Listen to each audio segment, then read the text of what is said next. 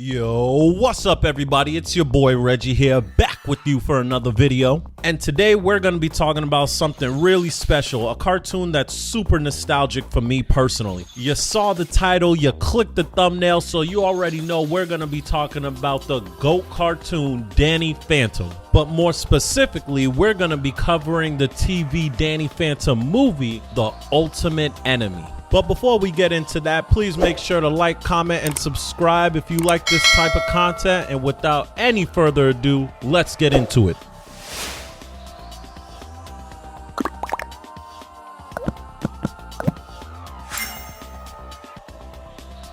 So this episode actually starts 10 years in the future. We're introduced to Amity Park, Danny's home, and we see that it's surrounded by this wasteland and it's all inside this protective barrier. Valerie is on top of her flying surfboard looking like a black silver surfer and flying around Amity Park, basically just saying what's up to people. Things are cut short because Valerie then gets a call from this movie's bad guy, and he tells her like, yo, you know that dome that you guys are surrounded by that you thought protected you from me? Well, I just got a new power and yeah, it's over for y'all. My man lets off this scream that causes destruction to the whole city, tears down the dome, breaks concrete, cracks walls. Like, this is some serious shit. Valerie is being chased throughout the city and you could see the real fear on her face. Like, she knows that if she goes up against this guy, there's gonna be no hope. Valerie ends up flying around the city trying to reach her dad so that they can find some way of defeating this guy. And that's when we get introduced to the villain. As you guys already know, we see Dark Danny, an evil older version of Danny Phantom, and he kills Valerie and her dad. Like, honestly, watching this for the first time as a kid, like, it was kind of shocking not knowing what was going on. After this explosion, we kind of zoom out to a bunch of ghosts, and two of them are called Watchers. They're basically asking this other ghost that he needs to go back in time and kill Danny Phantom. Now, as a lot of you know, we get introduced to one of the coolest ghosts in all of the Danny Phantom universe, and his name is Clockwork. Clockwork is dope. He becomes like kind of a mentor to Danny in certain instances after season 2, but basically Clockwork is the master of time in this universe. Now the Watchers have a responsibility where they can only observe but not interfere what's going on in the universe. As their job is to observe and not interfere, this time they feel so much concern that they're compelled to go to Clockwork and beg him to kill Danny Phantom so he doesn't turn the world into this apocalyptic future. So then my man Clockwork asks a pretty reasonable question to me. He says, yo, what happened? Danny Phantom was a hero. What in the world could make him turn into this evil bad guy that turns this world into this apocalyptic future? These guys look Clockwork dead in his motherfucking eye and tell him that Danny Phantom turns evil because he cheated on a test. Now fam, I know this is a cartoon, but goddamn if that's not one of the most ridiculous things I've ever heard. Now granted, cheating on this test leads to a certain series of events which I guess turns him evil, but the fact that the impetus of this is the test is ridiculous. So to try and avoid this future, Clockwork does something that I still question to this day. He sends Box Lunch, the daughter of the Box Ghost and the Lunch Lady, and by the way, ew. Box Lunch attacks Danny at his home. Danny has to transform while nobody's looking, and then he basically attacks her and phases her through his home, and they land at the Nasty Burger. So while Danny's fighting Box Lunch, he gets a really good idea. He blows Box Lunch away by attacking her with this packet of sauce. See, the Nasty Burger has this really special sauce, which for some reason, if this sauce gets too hot, it can explode. And that explosion was with one small packet of sauce, and we later find out that there's an entire container of it in the back of the Nasty Burger. Now, during the explosion of the fight, Danny phases through his teacher's briefcase and accidentally gets the answers to the test stuck on the back of him. Now again, I think this test is stupid, but at the same time, as a 14 13-year-old kid thinking that your world revolves around this, I was kind of happy for him. It is too many times we get to see TV shows about superheroes and their lives are always so rough, and it's like, damn bro, these guys can never catch a break. So when he got the test, I was rooting for my guy. So Danny and his friends get the test answers. His friends don't want to cheat, but Danny, because you know he's not really the best in school, decides that he wants to peek at the answers, and right before he was about to peek, they get attacked by another ghost. Now this time the ghost is Skulltech, which is basically a combination between Skulker and Technus. Now Danny and Skulltech are having it out. These guys are going back and forth trying to get one up on each other, but Danny isn't really doing too well. Now Skulltech mentions that this Danny is so much easier to deal with and is less powerful than the version of him in the future. So Danny and everybody is confused, like, yo, what are you talking about the future? But after Tucker is able to hack into Skulltech's systems, they were able to defeat him and knock him out. But when the medallion on his neck comes off, they actually get transported into the ghost zone. They get transported to Clockwork's home, which is an area that exists outside of time. Sam, Danny, and Tucker take a look at that TV on the wall and see that they're looking at Danny's future 10 years into the future, and seeing that he turns into this evil ghost which is just destroying everything around them. Now Clockwork shows up and introduces himself to Danny and the rest of his crew and basically say that he's in charge of killing Danny so that evil future that they witnessed on the TV doesn't happen. Now at this point, everybody's confused. Danny's confused, I'm confused, you're confused. We're talking about the future, the past, the present. Nobody knows what's going on, and Danny says fuck it and goes straight into attack mode, and I'm with him. This man goes to attack Clockwork, but then gets the dog shit beat out of him. Clockwork is literally just ramming him into a bell over and over, giving this guy the worst headache. But Tucker was able to figure out that the medallions that everybody has allows them to exist without the effects of Clockwork's powers. But Clockwork just decides to show how powerful he is and starts to call in reinforcements. He starts to bring in other copies of himself from different periods of time. So to escape the ass whooping they were about to get, Danny and his friends escape into the future. Once they get into the future, they're met up by all these people who think Danny's evil and they're ready to attack him on sight, but then they realize that this is the younger good Danny, but then the team gets introduced to the older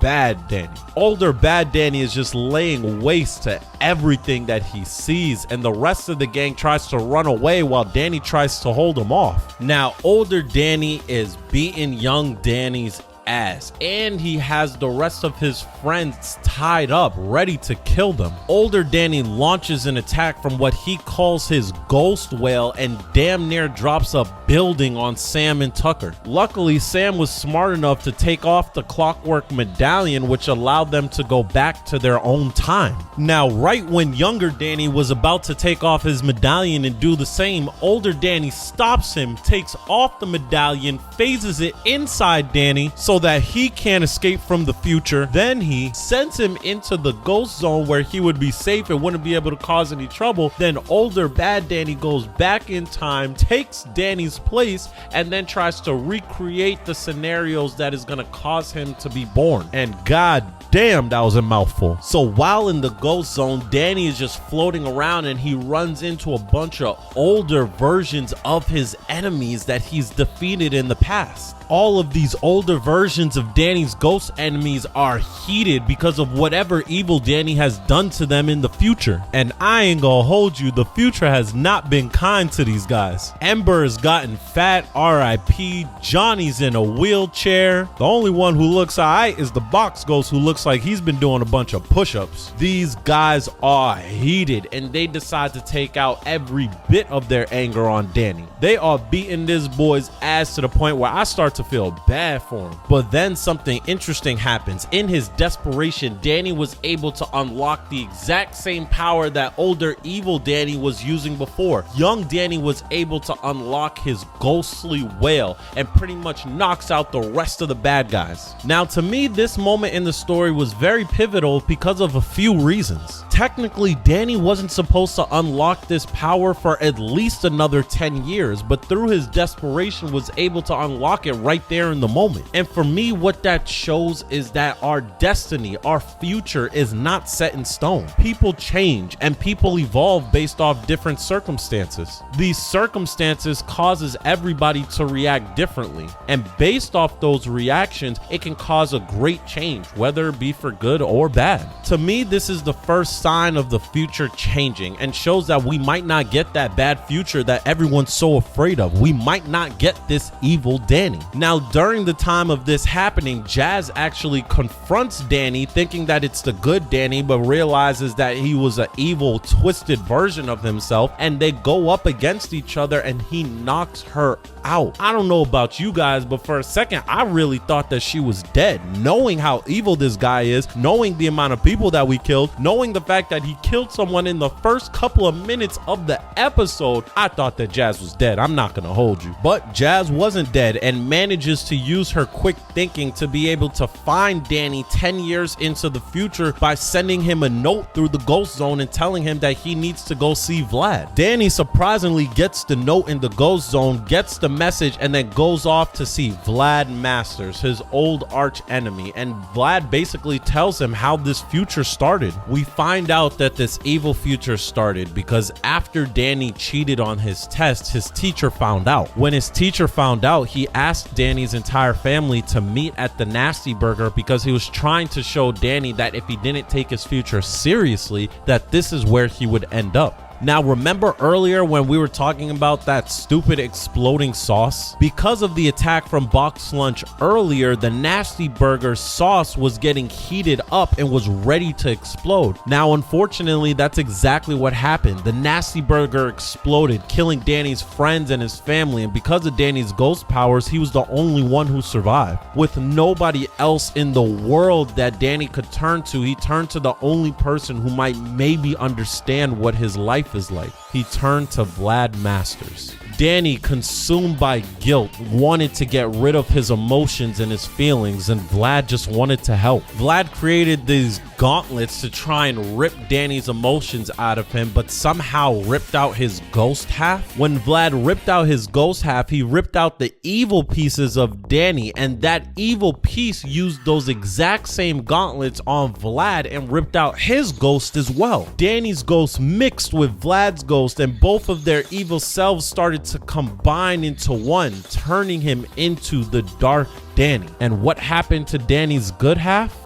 He died. So after hearing this story, Danny's more motivated than ever to get back to the past and save his future. Now, back in the present, evil Danny and the rest of his family meet up with his teacher at the Nasty Burger. While his teacher is confronting Danny's parents about Danny cheating on his test, Jazz shows up in ghost fighting gear and lets everybody know that that's not Danny. And in actuality, it's an evil ghost. Now, Danny's parents go ballistic and are ready to vaporize this motherfucker, asking him what did he do with their son. And that's when evil Danny reveals to them that he is their son. He reveals that Danny Fenton and Danny Phantom were the same person the entire time, and he was living right under their parents' noses and they had no idea. Evil Danny captures all of them and sticks them to the Nasty Burger, ready for it to explode. But out of nowhere, that's when younger Danny comes back from the future, ready to face his evil self. So Danny is going up against Dark Danny and they're fighting it out, and now Dark Danny is getting the upper hand, obviously, because he has 10 plus years of experience and he has the added powers of Vlad Masters that he got from 10 years ago. But what Danny's doing to try and even the battlefield is not only that he's fighting him back with his own ghost powers,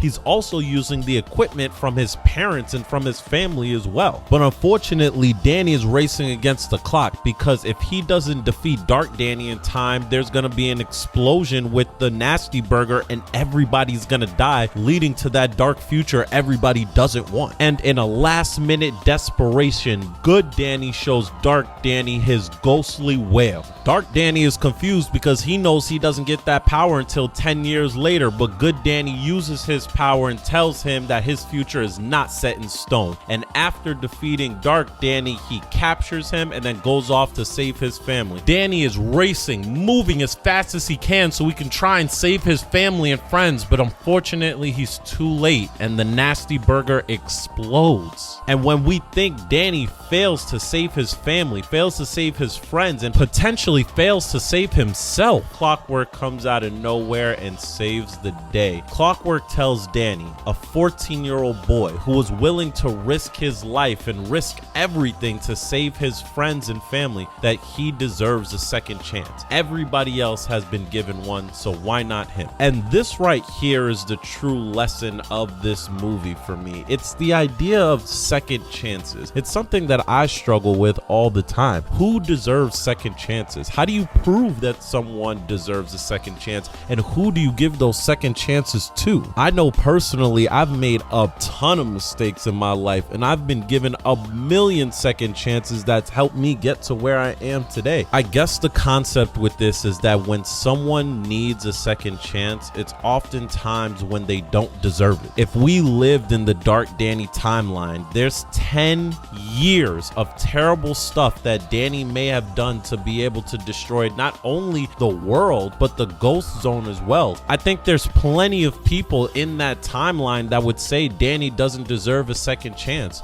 but we gave it to him anyways. And in the end, it all turned out right because he got that second chance to prove that he wasn't who everyone thought he was. Man, I loved Danny Phantom. Danny Phantom will forever remain a GOAT cartoon to me. I remember being a kid when Danny Phantom went off the air and I was sad. I wish Danny Phantom came back. And I remember being a kid hearing mad rumors that Danny Phantom was going to come back. There was a bunch of people on message boards, blogs, people sending letters to Nickelodeon begging them to bring back Danny Phantom. You can even go on YouTube and see the creator of Danny Phantom illustrating what the characters would look like a couple of years into the future. He was talking about plans that he had for the future of Danny Phantom if it didn't get canceled. So while doing research for this video, I actually found some really good news that some of you guys might not know. There's actually a comic that's going to be coming out next month, July 18th. There's going to be a Danny Phantom comic that is actually being supported by Nickelodeon because of the outcry of how much people love Danny Phantom and wish that it came back. So if you love and miss Danny Phantom like I do, we got to support this comic because there is a very big possibility that if this does well, they might actually reboot the series. Now, lastly, if you guys really want some good Danny Phantom stories, I need to hit you guys on this comic that I found while doing research for this. So while doing research for Danny Phantom and this video, I actually found this website. It's called The Ink Tank. It's a group of people who did a fan fiction of Danny Phantom meets Ben 10. It's called 5 Years Later. So 5 years later, after the last episode of Danny Phantom, and this ends right after the last episode of Ben 10 Ultimate Alien, Danny Phantom and Ben 10 actually meet, and you guys have to read this comic because honestly, it is amazing. I don't really read fan fiction. It's not really my thing, but this is by far the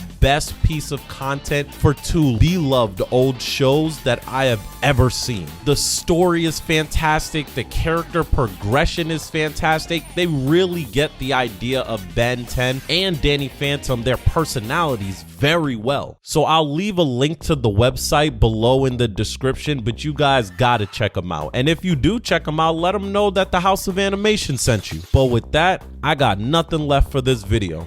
So, peace.